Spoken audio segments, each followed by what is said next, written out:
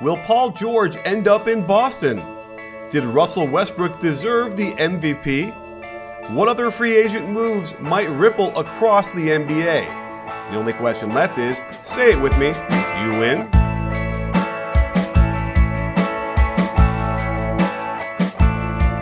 Hey sports fans, Coach Nick here, and welcome to the B-Ball Breakdown Podcast. Today I'm thrilled to bring back the three-man pod that went so well again for the draft last Friday. So on the show we have Adam Stanco, who is our college basketball and NBA insider, as well as DuFour. And I suppose to just establish who and what we all sound like, Adam, it's great to have you on. Thanks for jumping in here and talk to us for a second. Oh, it's always good to join you fellas, and as long as we can make our wives happy, that's going to be the goal right now. Oh my goodness, Dave, is your solution? Do you just lock her in the gym? What did you do, as you said? Yeah, well, she's at the gym. This is her excuse to spend time away from me, I think. It's like, oh yeah, I have to go work out some more. No, I can't be at home right now. I think she's just tired of me podcasting all the time. I'm doing like 30 hours a week or something. I mean, it's crazy how many podcasts I've done since the season ended. Wow. I'm exhausted. Yeah, I mean, I'm not tired of talking, though, so that's a good thing, I guess. Well, let's talk a little bit, because certainly there was some interesting stuff going on today about Wojnarowski was reporting that it looks like the Celtics are trying to recreate their big three from the past when they had, Paul Pierce and Ray Allen and Kevin Garnett. And they're trying to redo that now with in a very interesting, different dynamic with Gordon Hayward and Paul George. To pair, I suppose, with Isaiah Thomas and whoever else might be left. So, does it sound plausible? Because isn't the whole issue we have here that Paul George wants to leave to go to L.A. anyway? Well, so I'm under the assumption that if he goes to the Celtics, they will have already agreed to a renegotiation and extension, which pays him more now and the next 2 years. So basically, that'll take away the chance to leave next summer. I don't think I think part of the reason why the deal hasn't happened is because Boston wants those assurances before they make the deal. I don't know if Indiana has allowed them to negotiate yet, or if maybe we've got the hint, wink, wink negotiations happening right now. But I do know that, they are definitely interested in Paul George. The package that I've heard is Avery Bradley, a draft pick, and either Jaylen Brown or Jason Tatum. I wouldn't want to give up Jaylen Brown in that deal, because I like Jaylen Brown and Paul George and potentially Gordon Hayward together. I think that's a heck of a wing lineup right there. But that's what I've heard, and of course the whole idea is they want to get George because then it's easier to get Hayward, and Hayward already has some interest reportedly. Adam, have you heard anything about that? Yeah, I mean, it's been talked about for quite a while that Hayward's got interest. Obviously played for Brad Stevens at Butler, but I think the biggest thing is I think we look at the whole NBA landscape right now, and we saw what the Warriors did, and the Cavs having 3 stars. It almost felt like wasn't enough. Like, you're going to need now, like we talked about previously, like a multitude of talented players. And we knew the Celtics, look, first seed, they were the 1 seed in the East, plus had Isaiah Thomas having his career year. And they've got a lot of interesting parts already. We knew Avery Bradley. We talked about that backcourt, Marcus Smart, Rozier. But all I kept hearing was that the only untouchable player on the Celtics was Al Horford. And I thought for a while Isaiah Thomas would be moved. So what makes this whole thing really interesting is that now you've got Isaiah Thomas, who we've talked about his defensive issues in the past. And now, though, you put him next to Paul George and Gordon Hayward, it almost, to me, guys, I'm curious from your perspective, like, who else needs to be on the court? I mean, Al Horford also. I mean, that foursome right there is pretty interesting on paper, but I'm curious about, defensively, what kind of issues are they going to have? And also, how does it all work in terms of the offensive collective there? Well, what's interesting about this, which I like about what Stevens has done with the offense, is that it is based on space and movement, where kind of like what you saw with Kevin Durant fitting in with the Warriors so seamlessly, or is pretty seamlessly, whereas we didn't see that with like the big three in Miami, for instance. It took them a long time to figure that out, and they still never really got like beautiful basketball going. But So I think that that's already in place in a way that those guys will be able to fit in pretty well. Paul George and Gordon Hayward can attack on the catch and certainly can adjust more of their game to do that, and that would fit in pretty nicely. So I think that would work. Now, is Crowder would still be there in all these scenarios? Is that right? I don't know because obviously you've got to match the salaries up, and I think it's like Avery Bradley and Crowder basically match up perfectly for Paul George. I don't know. I mean, Crowder to me he's on the best deal in the NBA. He's getting paid peanuts. He's getting paid peanuts for the next 3 years, and he's a very good player. I don't know if I would give up a pick if I'm including Crowder in a deal. But if I could for a second just throw a curveball at you guys, Russell Westbrook is eligible for the max extension, the DVPE in the new CBA. So far, there's no indication whether he's going to sign or not. We'll know more July 1st or, maybe the day before. What if he's available? Now the scenario is if he's not going to re-sign, the Oklahoma City Thunder will be moving him. This is not me, conjecturing. They have to move him. They cannot afford to lose him next summer for nothing. So he has more value now than he does at the trade deadline. So he would be moved this summer. How much of that do you think Danny Ainge is thinking about? Like, maybe I could pull out a deal and get all three of these guys. Now, Horford would have to be gone. But there is a way that you could kind of make this work, and I haven't played around with it. I literally just thought of this idea. But, you could maybe put a package together with Isaiah Thomas, Al Horford for, maybe you do Steven Adams and Russell Westbrook. And then, you make everything work. But you could wind up maybe with Russell Westbrook, Paul George, Gordon Hayward, and Steven Adams, and then whoever else. Am I crazy? Is that a crazy idea? Yeah. It is? Which part of it's crazy? The OKC would never – I mean, I know they have to get something back, but they would never simply get what you proposed back. And like, especially, no. There would be more stuff. I mean, probably I would guess the Nets pick for next year. Oh, yeah. But I don't even think the picks are enough. It's got to be players. It's got to be people. It's got to be like Crowder. Like, I would think it would have to be Isaiah Thomas and Crowder. Like, I'm not even sure why you want to complicate it by giving up Adams either. Just like, I would just try and do it for just Russ. It's more for the salary that I'm thinking for Adams. And I haven't looked at it. I literally just had that idea while you guys were talking. Yeah. But the truth of the matter is that Russell Westbrook may very well be available by this time next week. It's interesting. The one thing I will say, if we're really going to go down this road, and why not, right? I'm going to pull up the trade machine. This is the time to do it. But what makes it interesting, though, is Isaiah Thomas. Now you start to run into this issue, which is you talked about best contracts in basketball. For the last couple of years, Isaiah Thomas's was, I mean, he's a guy just over $6 million. But he's up after 2018. And so the question was, hey, the Celtics are going to have to sign him for a max.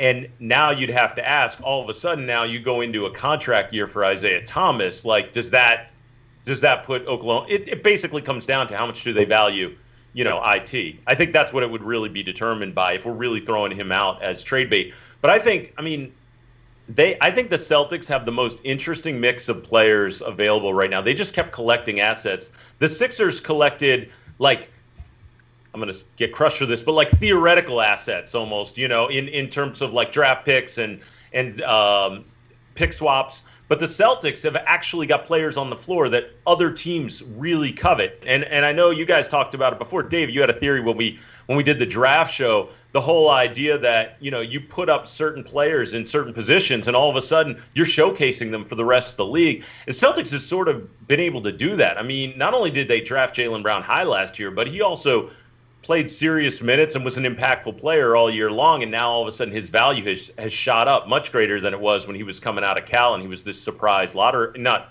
that he was surprised in the lottery, but when he went in the lottery. So I just think it's so interesting that the Celtics have so many options. It's not just here's who they'd have to offer, but it's more so what would Oklahoma City be interested in? Actually, looked at the trade machine. I totally forgot. Enes Kanter would have to go to the Celtics. They would have to get off that salary. So Enes Kanter instead of Steven Adams would be my thought. And I only threw Steven Adams in there just for I'm thinking salary wise.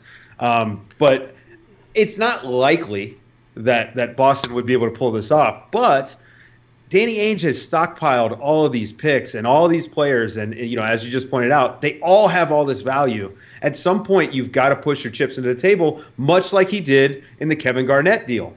And if you've ever wanted to go to a game but thought it would be too difficult to get tickets, then put your chips on the table and download the SeatGeek app.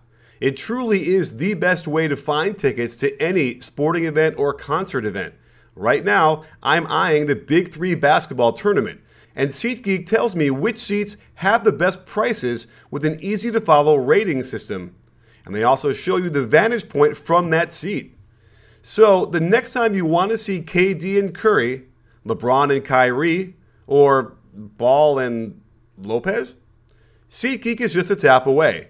And if you use my code CoachNick, you'll save $20 off your first purchase. So ignore Wojnarowski, forget about Simmons, and use my code CoachNick in the promo code area. And you'll be getting fully guaranteed seats that will be better than even the Andersons tickets. Well, by the way, I think he's already signaled what's going on, because clearly by dropping down to third and then drafting another player that's just like Jaylen Brown, that means that they're not keeping one of them, right? That's what that says to me. They went out of their way to give away or to not use the number 1 pick. So, and then if you want to start from that end, where it's like there's already stuff probably going on in the works, instantly for me, like, okay, that pick or either Tatum or Brown is going to be for the Paul George thing, right? Like that's what we're thinking about at the very least.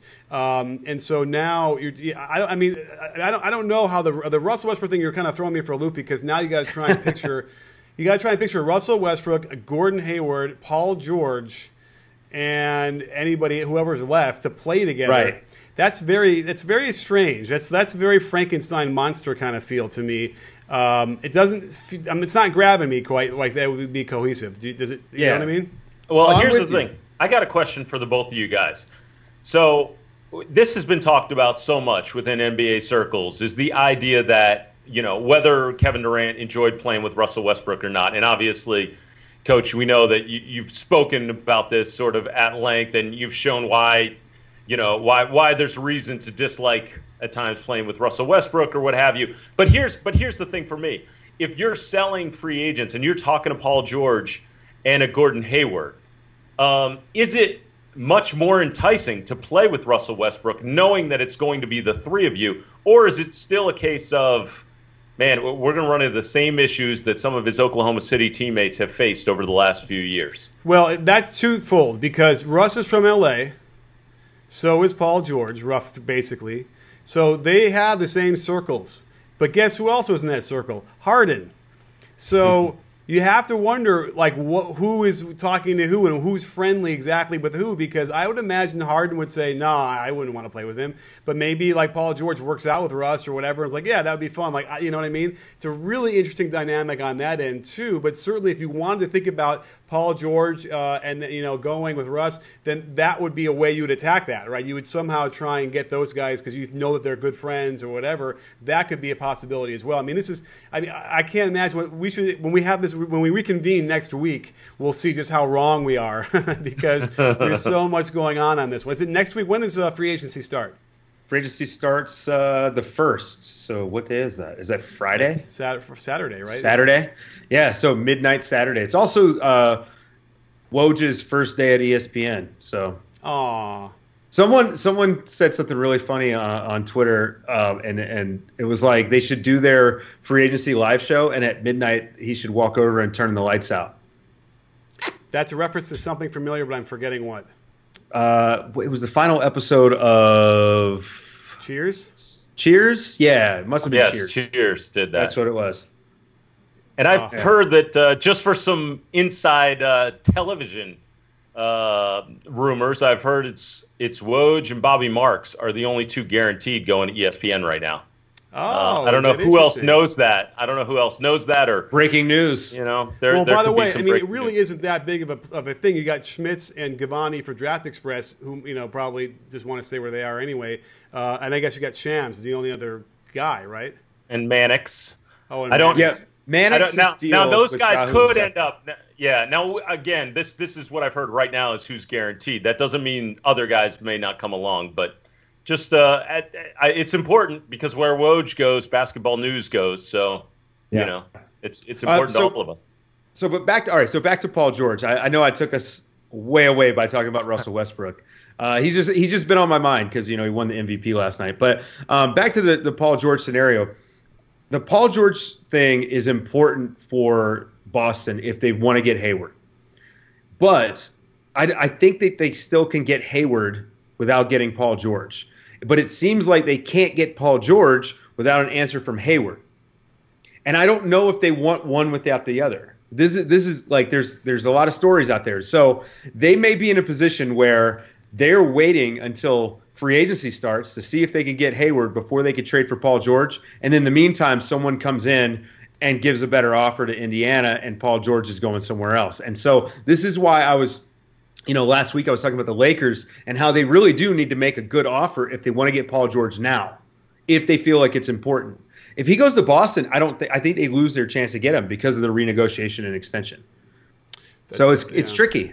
Right. It's tricky. Well, also, it's the whole, they'll probably win, and they're also in the East. It's like, that has to be a thing. So as far as Hayward goes, and the decision he needs to make, I think, is that he's on a young, up-and-coming team. He's sort of young, up-and-coming team. It's kind of weird. But do we feel like there's a bit of a ceiling here for the Jazz? I don't know if the next 3 or 4 years yields him anything greater than a second round appearance in the playoffs in the Western Conference. Whereas if he goes to the Celtics, that should be conference finals every year and then maybe better. So I think isn't that what he's thinking right now? I think it's got to be. I mean, I'm with you. For years, we were talking about the Jazz as this upstart team, like you just said. And then all of a sudden, it seemed like, well, wait a minute, how much better can they truly be in the West? And that's going to be the thing. And teams are now looking in general at what does the landscape look like? Not just – I think it's weird. I think we've seen a total shift in the NBA, whereas – before it was, hey, improve yourself, and that's what matters. Let's just improve ourselves. And then all of a sudden, when you hit this sort of tanking era, all of a sudden it was no longer about, are you trying to improve?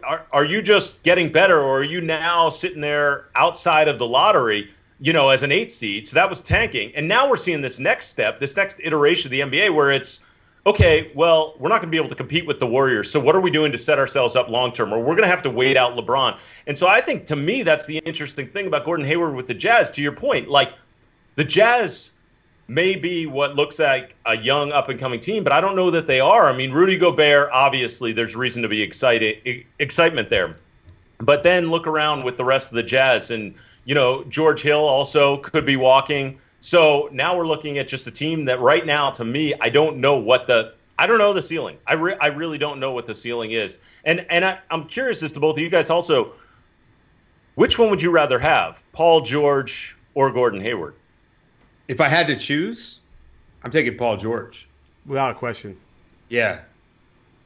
I don't think Hayward doesn't affect the game the same way to me. Yeah. And not that he's not a bad player. And I always have to couch this because people are like, I can't believe you hate Gordon Hayward. I just think Paul George affects the game so much more. Yeah, I think Gordon Hayward's ceiling is the ceiling the Jazz have. It's the same kind of idea there where when he's at his best, sometimes it's so difficult, the shots that he ultimately makes sometimes and doesn't make other times, that it's like I think he's the optimal third best player on your team, right? He's sort of in that room, which is kind of I'm doing a video right now on Butler to the Timberwolves, and by putting Wiggins as the third best player on a team, now that's a role he can flourish in, whereas when he was trying to be second or even first, that's just not a role for him. And I think that Hayward's the same way. And I bet you Hayward wouldn't argue with that. I think he would probably want to be in that role. No, I'd agree with that as well. Plus, George's ability defensively and just, I think, being able to carry a team in stretches. I mean, obviously, Hayward, is terrific in the playoffs. We've seen flashes where he takes over offensively, but I agree with you. Like, George brings just so much more to the table. And I think also opens the door for other players. You can almost imagine if George goes to the Celtics, I'm picturing, okay, maybe the Hayward thing doesn't work out, and you only ended up with Paul George. You now still could attract other players to come play with Paul George. I don't know that same fervor would be there for playing with Gordon Hayward. And they're both 27 years old, which is kind of interesting. Yeah, and and apparently, I mean, it does feel like Paul George has recovered fully, so that's not an issue from what his injury from before. So, yeah, I mean, it's a fascinating thing, and again, we're going to be all completely wrong probably a week from now. Oh, absolutely. Find out what happens, but I will say this. Yeah, I will say this about Russell Westbrook. Because I think that I just maybe stepped on your segue to Russell Westbrook, but I just realized that. Sorry. I was just thinking, while we're talking about the trades, I think if Russell Westbrook is available, that the Lakers will come in very aggressively for Russell Westbrook. So yeah, well, they already got rid of who they would have traded for him. Which is an unfortunate event here, right? They would have given D'Angelo Russell and something. So what would they do now? Would you put Ingram on the table for Russ?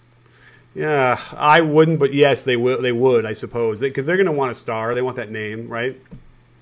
That's my assumption. I don't know. All of a sudden, I'm down on Ingram without him having done anything to make me down on him.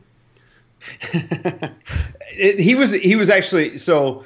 I talked about this last night when I was talking about the awards and stuff. Narrative is so important, and the first 2 to 2.5 months of the season really sets the narrative for a guy for the whole year. Ingram was bad for his first 2.5 months as a professional basketball player, and that's not weird. That's pretty normal. But we hyperanalyze everything, and then we just move on. So we hyperanalyze the fact that he was so bad for those first 2.5 months, and then we totally missed out on February, March, and a little bit of April when they were playing, where he was actually pretty good. They put the ball in his hands a lot more. He was hitting shots at a higher rate. So I don't know how I feel about Ingram. I think the jury is still out, as it should be on a kid that's 19 years old.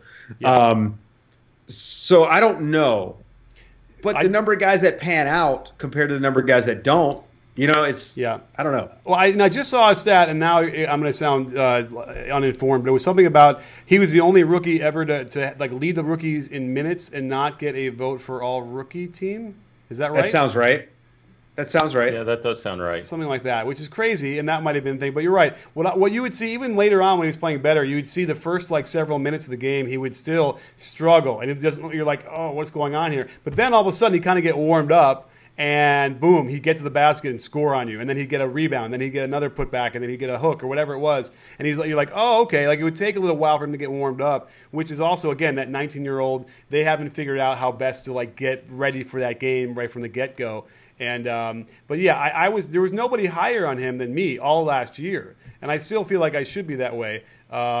So yeah, but again, do you part with him? It's a different position, which is interesting. So you trade him for Russ, and then that makes things really weird because then I guess Lonzo Ball's got the really has the reins. Oh, I'm sorry, they wouldn't, because now how's Lonzo going to play? I guess he plays shooting guard next to Russ, or it'd be weird. Well, I've thought about this one. Okay. I think Lonzo would actually work pretty well with Russ. I think it would get Russ off the ball a little bit more. It would certainly unlock some of that cutting that we know he's great at, but he doesn't have anybody who can get him the ball in OKC. I really think that could be a nice little duo there. Might be the right guy to be next to Russ. Yeah, go ahead, Adam. I was going to say, in a way, I find it interesting because I do think that could work in many respects. And we saw when Harden was there, I thought that OKC was best when Harden was bringing the ball up the court, just because he could settle things from the start of their offense and get them into their offense better than Westbrook could at that time. Now we're talking a few years back now, but the interesting part is that Lonzo Ball doesn't do a lot of catching and shooting. He's more of and I think that's the one guy I would want to pair with. I would love to get a shooter next to Westbrook, get a couple shooters next to him. I always believe in that theory that the Bulls always sort of practiced with Michael Jordan, surround him with a bunch of shooters, and then where's the help going to come from? That I felt like, the Iverson Sixers sort of missed out on when they had Eric Snow playing the point. But I think, again, alongside Russell Westbrook, if he's attacking from the wing now, is Lonzo Ball going to be able to hit, catch, and shoot threes? Because I think, that's where where if some of the help comes from that point guard up top. So I don't know. To me, though, it's interesting in terms of the passing. I think it definitely works. Plus, you have a 6'6" guy they could switch off in terms of who they guard on the opposite end of the floor. I think it could be really interesting, and I'm glad you spent some time thinking about this. Yeah. I did. Well, I thought about it a lot when I assumed after the D'Lo trade they were going to make the next trade like immediately and get Paul George, because it got my wheels turning, and I knew this extension is coming up, and if Russ doesn't take it, well then that's when you push your chips into the table and you say, okay, well we didn't have to give up Ingram to get Paul George, but we will give up Ingram now that we have Paul George to get Russ. And then you've got a team that's actually pretty decent. I mean, you've got Lopez as your stretch 5. It clears the lane for Russ to attack. He's got, you've got Paul George there as like your secondary playmaker. And then you can fill out the roster with other guys. I mean, it wouldn't be hard once you had those two guys to get some guys to come there and play. It's still not beating the Warriors, but, we got 5 years before anybody's going to figure that out. Well, I will just say that the notion, the excitement that you guys speak of, this idea that Russ and Lonzo will exist peacefully in the backcourt, and how nice it would be for Russ to be off the ball. It's kind of like when Luke Skywalker mentioned the name Obi-Wan Kenobi to Ben Kenobi, and he had said he hadn't heard that for a long time, because I had been saying this since Eric Maynor was in OKC playing alongside Russ when they looked the best. And I gave up. I literally just went Ben Kenobi, and became a hermit. Just decided I'm never going to talk about it anymore because it's not going to happen. Well, look, the force is strong with Luke Walton. If anyone could figure it out, it could be the guy who's like the player whisperer. And I really think that if Russ, I think at this point, Russ won the MVP. I think that he's got to start thinking about championships, right? Like, I mean, at a certain point in your career, right? Like guys go through this, right? I'm done trying to carry the load. I care more about, winning or whatever. And I'm not trying to say that he doesn't care about winning, because he obviously does. The guy competes hard as hell every single night. He plays every single minute he's in the game. He's playing hard. Now, whether he's, making mistakes on defense or not, he's still out there doing stuff, right? Like it's not like he's just coasting. I think that if you get him into the right environment, one where he's not the whole show like he is in Oklahoma City, where he's calling every shot, I think that really you could fix some of the issues that we have with him. And with that being said, he did just win MVP. Yeah, but here's the only thing though. He's also gone through multiple coaches, to Coach Nick's point. I mean, he's gone through multiple coaches. Looks like the same player is going to do the same thing in a weird way, like. If you get Russell Westbrook, you're getting the full Russell Westbrook package, and you know what you're getting. It's weird because even though in one breath I'm agreeing with you, I think it could sort of work, and I'd be excited to see just the passing capability between Lonzo, Westbrook, and Paul George. Would be pretty cool to see some guys that can make some really cool pass. I mean, we'd see some amazing plays, and they'd be unbelievable pushing the ball. I mean, just how Lonzo pushes the ball would be great, and with Westbrook's speed. It'd be a lot of fun. It'd be weird to see where Brook Lopez is as they're running down the floor. Right. But I do wonder, though, in general, like I go back, it's like, and then the other breath, I'm like, wow, Russell Westbrook's going to be who Russell Westbrook is. And now that he's won an MVP that way, how can anyone tell him any differently? I don't know. I think my argument there is just that he won an MVP, but he didn't win. He was out in the first round. They were lucky to make the playoffs. I mean, I'll give him credit. He really did carry that team to that 6th seed. I mean, he won them a lot of games late. Obviously statistical variance, comes into play as far as the clutch play and stuff like that. But I think that at a certain point he's going to want to win games and win championships, or at least be in the conversation. Now with the Lakers, they're going to be looking to get LeBron next summer too. So all of this might be complete speculation. I mean, it is complete speculation, but we might be way off. They might be thinking about, maybe we're going to try to get Chris Paul as a free agent this summer or something like that. I don't know what's going on there. I do know that it feels like they've gone away from the youth guys. Yeah. By trading D'Lo. Yeah, it does feel that way too. It's weird. Well, again, they're already thinking a couple steps ahead as well. Obviously, the Lopez acquisition was clearly for cap space next year, and you would have thought that would be for Paul George. But now that was before, right? This is before Paul George was like laying on the line. We ain't re-signing, and now like the Pacers are clearly going to have to trade him. Although I have to imagine the Lakers would have, that's part of their thinking as well. So I don't know. It's confusing. So maybe you're right. Maybe that was a move for LeBron, and the Paul George is going to be a trade anyway that they're going to make. It's confusing. A lot of things up in the air. I don't think anyone's going to argue, by the way, that the MVP, that Russ deserved the MVP, right? It's just sort of one of those weird things where Harden had almost an equal argument. Yeah, I talked about this last night. I don't feel like it was a bad choice. It's hard to fault people for voting a guy that had the season that he had. Statistically, when you look at the counting stats, that's impressive. And he did carry a team that had less talent than Houston and had less talent than San Antonio, and he carried him to a 6th seed almost by himself. So, he deserves some credit for that, whether you give him MVP or not. I personally would have gone with Kawhi because I feel like Kawhi affects the games on both sides of the court. I think he totally makes his teammates better, and he was on a 61-win team. So, I just count those wins a lot. But, obviously he won, so I might be overvaluing the value of a win.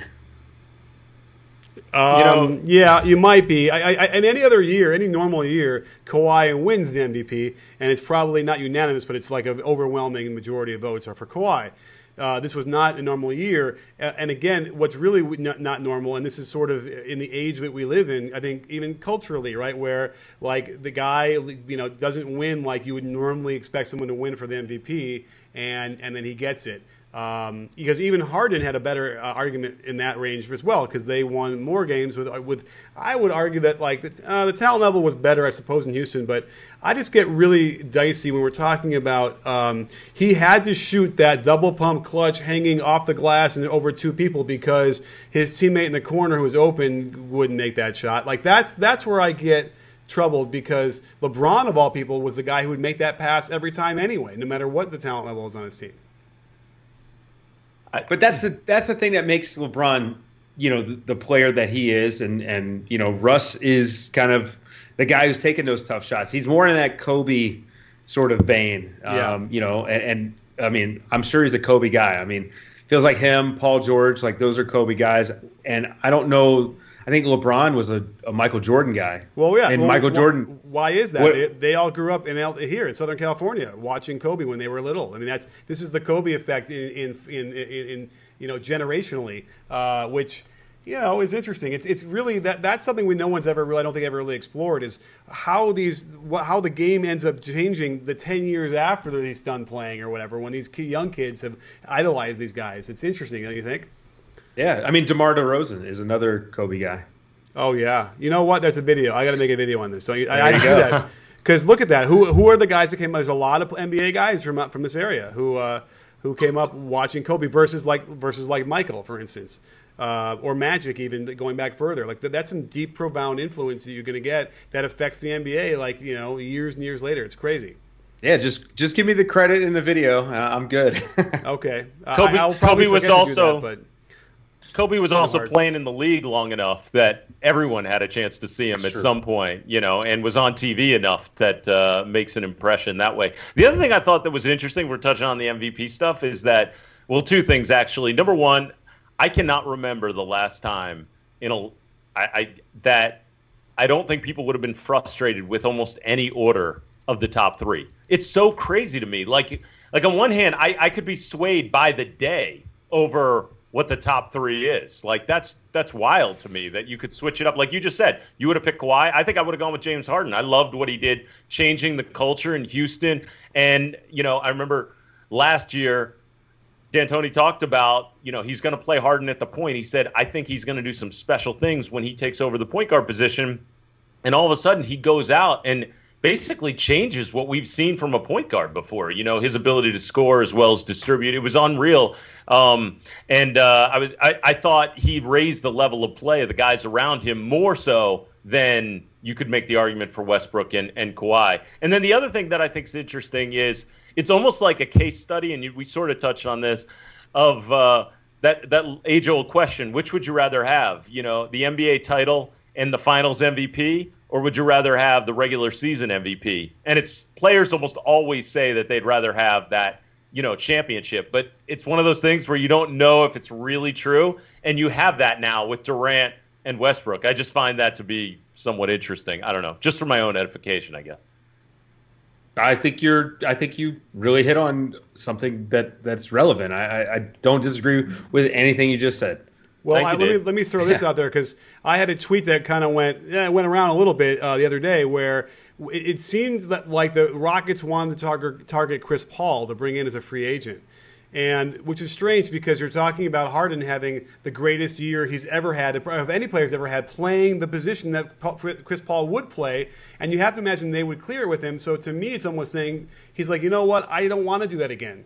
Like, that was too hard. And then, by the way, the misinterpretation of that tweet from the Rockets fans was so horrible, because they wanted to make it seem like I was saying he was lazy, when I said no. It's just too hard to do what he did, and we saw it. He conked out in the playoffs, and against the better teams, when you have to do that much work, Russell Westbrook showed us, James Harden showed us, it's not a winning formula deep in the playoffs in the West. So I'm almost thinking that Harden's like, please help me, get me somebody else that can take 10% off my plate. Yeah, I mean, he we talked about this. His 3-point percentage suffered, Harden. He was taking some of the toughest shots of anybody in the league, and you bring in a guy like Chris Paul, I think it's definitely going to make the team better, because Chris Paul's a good player, and anytime you add a good player, and they will figure it out how to play together. But it allows him to get off the ball a little bit. And I think D'Antoni would probably stagger those guys quite a bit, and limit you wouldn't have them playing together 35 minutes a night, but maybe like 12 minutes a night, and you would be able to stagger the rest and keep them fresh as you go through the season. You got two guys that can really run the pick and roll, two guys that can really shoot, can really score. And in Chris Paul's case, both of them, because James Harden might be, the best passer in the league as far as like just pure ability to pass the basketball. So they can set up other guys. The tricky part is, once you've given the keys to someone like they did with Harden, how do you then kind of take them away? That's, and Dave, to that point, I've always thought, point guard's the one position that I feel like, even though you always want to add talent, it's almost like quarterback in the NFL, like the one position you can't have two guys that do it. Now, in college, we're starting to see it, where teams are running like 2-point guard offenses and things. And I know that the NBA is becoming positionless basketball, but forever you could always play two centers. You could have two power forward. You find a way to make them work on the court. If you have a couple of guys who could shoot, two shooting guards, wings, you could have a million wings, whatever. That's the part that I'm curious about, though. It's like, because call it a point guard, a lead guard, whatever we want to refer to it as, it is a mindset. And anyone who's played the position knows that there's something about, not only are you running the offense, are you calling plays, coach on the floor stuff, but in addition to that, it's also up to you to grab guys and say, hey, don't worry about those last three. I'm going to make sure you get the ball. If you have two guys that are sort of sharing that responsibility in general, I wonder how much that affects the whole team. And maybe I'm off, and maybe in today's NBA it almost doesn't matter. But I think it does. And so that would be the one question for me about bringing Chris Paul in, although in a heartbeat, you'd have to do it. I mean, he's one of the best point guards to ever play the game. Well, I will say this: on the flip side, on the Chris Paul perspective, like what the Clippers lost when they got rid of Darren Collison, when they played those two together for stretches in the games, I felt like they never recreated that again, and they never were able to find that same spark. And I feel like Chris Paul benefited from being the shooting guard, while Collison did some of the yeoman's work bringing it up. So I think that in that respect it would work. I just don't know if Chris Paul is going to be able to facilitate a fast-moving offense like that, where they're trying to fire the ball up on 30-foot passes on the sideline for threes. But then again, Chris Paul is that good that he should be able to handle whatever they want to play. So now, by the way, is that clear? Are they indeed targeting Chris Paul for Houston? I would assume so. I look, if there's one thing that I know about Daryl Morey, it's that any superstar that's available, Yeah, they're working on a plan to get him. I mean, they're in on these Paul George trades. Okay, don't count them out on that. Don't count them out on Gordon Hayward. Don't count them out if somehow Russell Westbrook is available. Don't count them out. Daryl Morey has shown not only the proclivity and propensity, but the ability to create the cap space to get guys, to put together trade packages that trumps other teams, and to win these trades and get superstars into that system. And so never count them out on anyone. Yeah, I'm with you. I feel the exact same way. I mean, every time I think Daryl Morey's put himself in a position contractually in which there's no way he's going to be able to pull off this next move, he seems to find a way to do it. I just feel like over and over again in the NBA, we're seeing GMs who, Danny Ainge is another example. It's like it doesn't matter what the cupboard looks like now. They'll figure it out, and they're going to be okay. I mean, GMs are so underrated, I think, for the average fan. They don't realize what goes on. And so you see guys like Lindsey in Utah make some wise moves. You see Danny Ainge has been unbelievable. And then you see the same guys botch it year after year as well. And so I think there aren't that many visionaries in the NBA, and certainly Daryl Morey is one of them. I'm curious from the Chris Paul, though, perspective. Just a case, you think, in watching the Clippers this year, you guys think that it's just a case of him saying, I'm never going to get over the hump playing in LA. I've just got to move on. Yeah, it feels that way for sure.